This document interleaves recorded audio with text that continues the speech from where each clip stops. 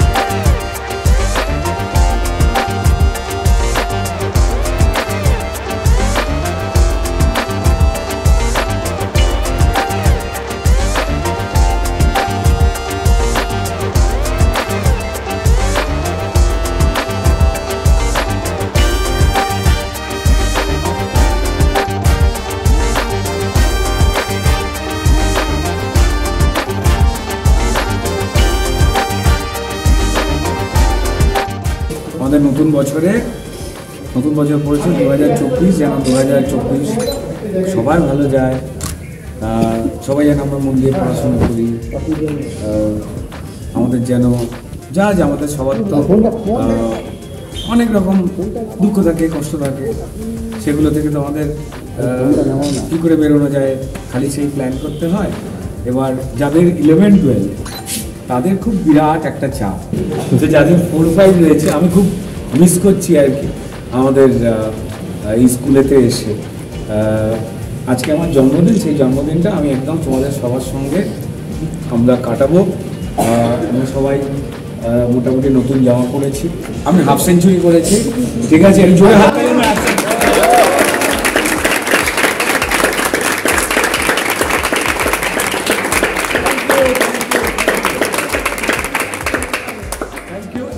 Happy birthday to you.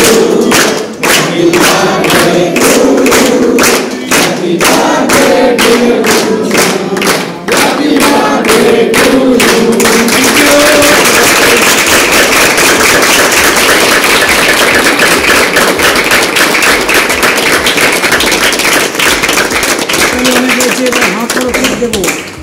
हाँ এই তো এবার সব ক্লাস ইভেন্ট হয়ে যাচ্ছে, যেগুলো ভয়ঙ্কর।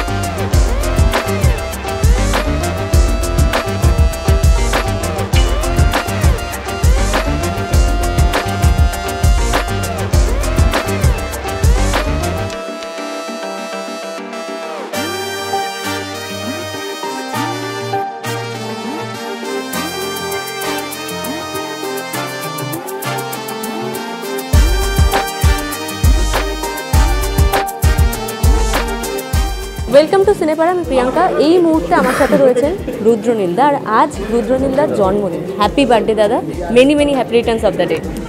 Thank you. তোমাদের যত দর্শক রয়েছে প্রত্যেককেই নতুন বছরের শুভেচ্ছা। আর আমার জন্মদিনে তোমার তরফ থেকেই আর কি যে শুভেচ্ছা বার্তা উঠে এলো, আমি ধরে নিলাম যে তোমাদের যারা দর্শক রয়েছে তারাও জানালেন, প্রত্যেককেই ধন্যবাদ। হ্যাঁ, তার সাথে তুমি যেটা বললে হ্যাপি নিউ ইয়ার, অবশ্যই। আর নতুন বছরটি কীরকম কাটছে তোমার? এই তো দেখতে পাচ্ছ, নতুন বছর কাটার মধ্যে সবাই মিলে একসঙ্গে যদি ভালো থাকার চেষ্টা করি সেটাকেই বোধহয় ভালো বলা হয়। বাস সেই চেষ্টাই করছি। এটা খুব কোনো বড় কাজ নয়, খুব সাধারণ একটা কাজ যে একটু সবাই মিলে ভালো থাকা। আমার এখানে এই বেহালা স্কুলে যে আমাদের ভাইরা রয়েছে, কেউ 9-এ পড়ছে, কেউ 12 দেবে, কেউ ক্লাস 3, কেউ 4, 5 রয়েছে। তো তারাও চেষ্টা করছে একটা দিকে এগিয়ে যাওয়ার, আর আমিও তাদের থেকেও শিখছি, আমাদের সমাজের সবার থেকে শিখছি যে একটু সবাই মিলে এগিয়ে যাওয়ার। ব্যাস। তো এবছর তো হাফ সেঞ্চুরি হলো, তাই তো? তো এই বছর ঠিক যেভাবে বিকেলবেলাটা সেলিব্রেট করছো এইভাবে সবার সাথে, প্রত্যেক বছর কি এরকম কিছু ইনিশিয়েটিভ থাকে তোমার? হ্যাঁ, আমার প্রত্যেক বছর এখানে বাকি অন্যান্য মিডিয়ার যে বন্ধুরাও এসেছিলেন তারাও অনেক সময় যায়। আমি এই ধরনের বিভিন্ন অর্গানাইজেশন, আমাদের সরকার তো দাঁড়ান মানুষের পাশে যতটা পারেন, কিন্তু তারপরেও না সেটা সম্পূর্ণ হয় না।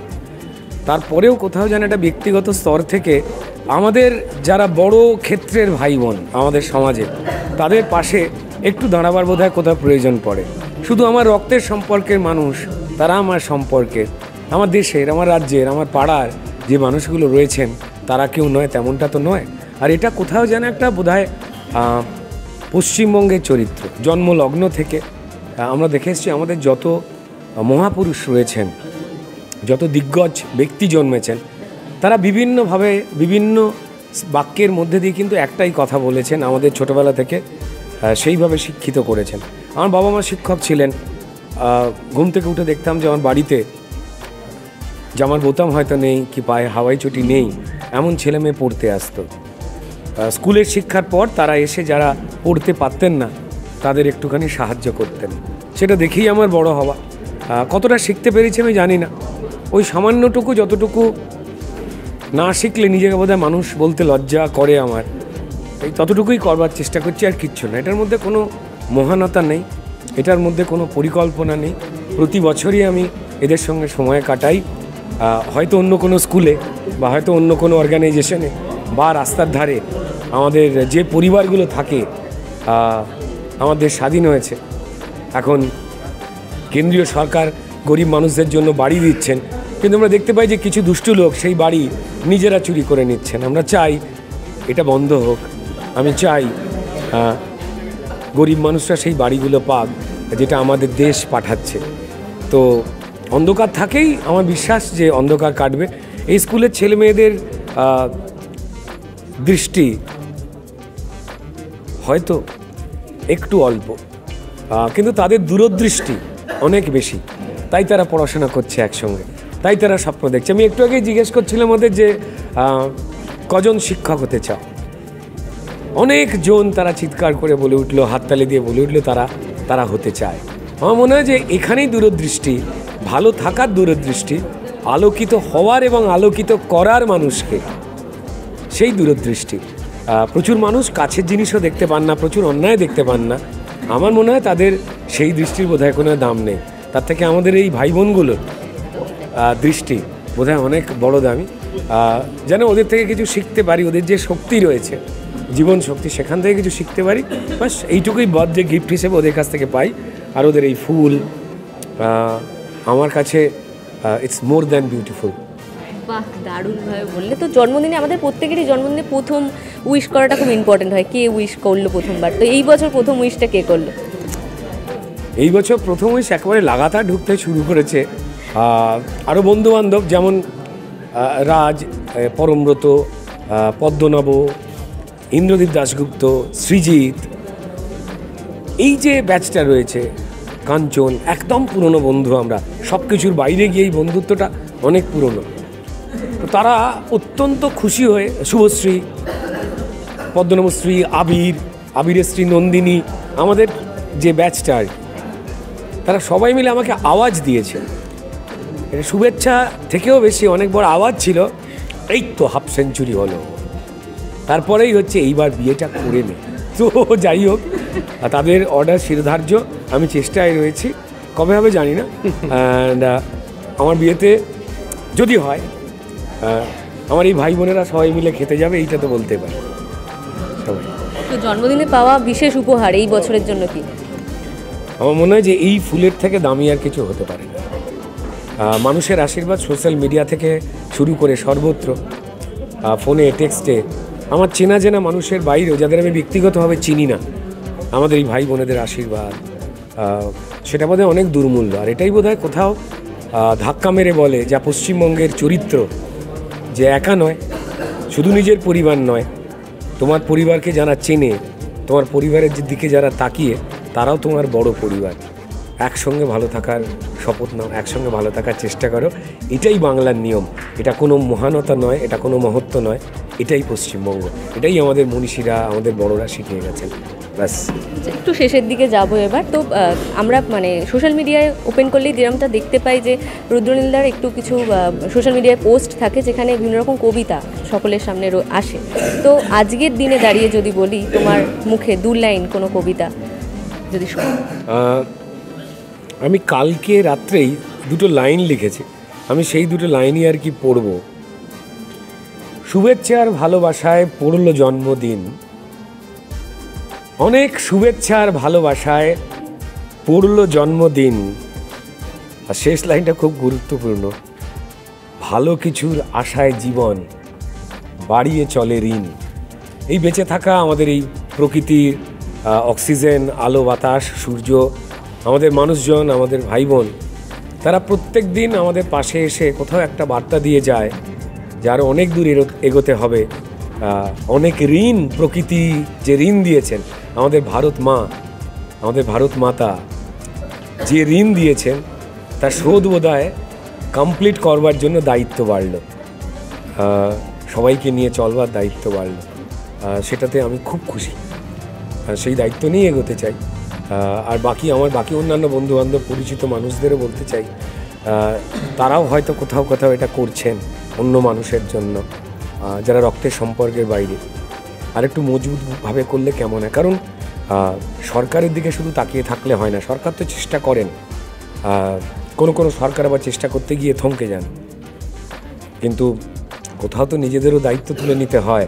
শুধু সরকারের মুখাপেক্ষী হয়ে থাকলে তো হয় না, এই সমাজকে বাঁচাবার দায়িত্ব আমাদের সবার, শুধু সরকারের একার না। সবসময় রুদ্রনীলদার কবিতার মধ্যে দিয়ে আমরা কিছু না কিছু বার্তা পেয়েই এসেছি প্রত্যেকবার, আজও সেটাই পেলাম, জন্মদিন উপলক্ষে সেটাই পেলাম। তো আবারও একবার জন্মদিনের অনেক অনেক শুভেচ্ছা, অনেক ভালো থেকো।